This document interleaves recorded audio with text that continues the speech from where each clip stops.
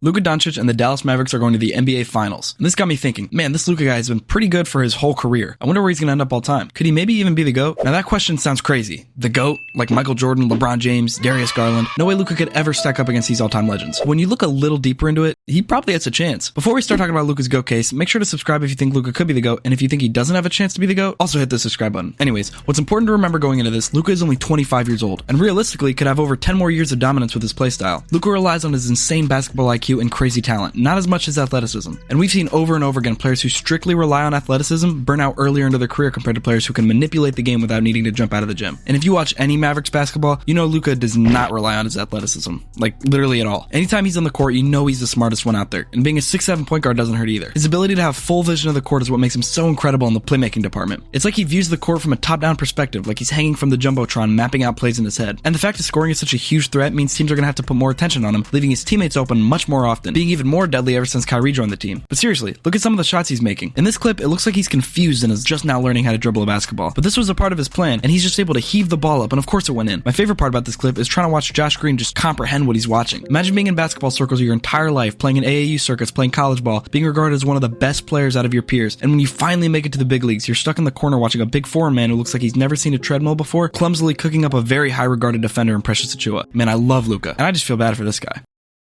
But now I'm going to stop gushing over Luka and get to the other half of this channel that's probably a little more boring, the numbers. The first and my personal favorite numerical fact about Luka is that he has 5 All-NBA first-team appearances. Luka has been in the league for 6 years. Over 80% of Luka's seasons, he's been All-NBA first-team. And to really put this into perspective, Luka Doncic, age 25, has more All-NBA first-team appearances than Kevin Garnett, Dirk Nowitzki, and Stephen Curry, arguably a top 10 player all time. In fact, Luka has more All-NBA first-team appearances than LeBron and Jordan when they were his age. Basically, accolade-wise, Luka is on pace to be in the GOAT conversation. But basketball isn't all accolades. So what about his actual stats? This year, Luka has led the entire NBA in scoring, was second in assists and 15th in rebounds. Okay, wow, pretty impressive. In fact, out of everyone left in the playoffs during the conference finals, Luka led everyone in playoff points, playoff rebounds, and playoff assists.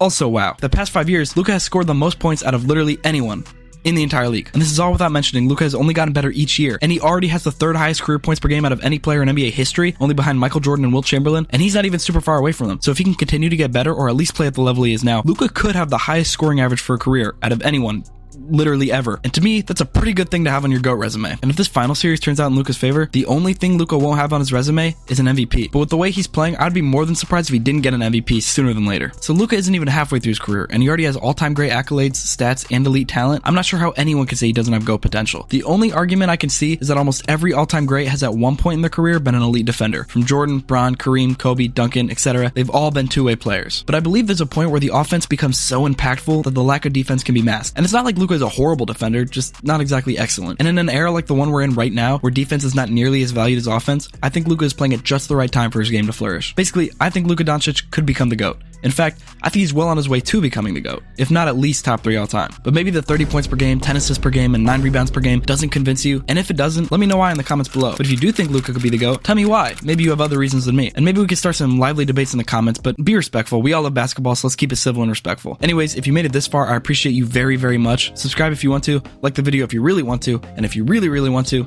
have a good day. Bye.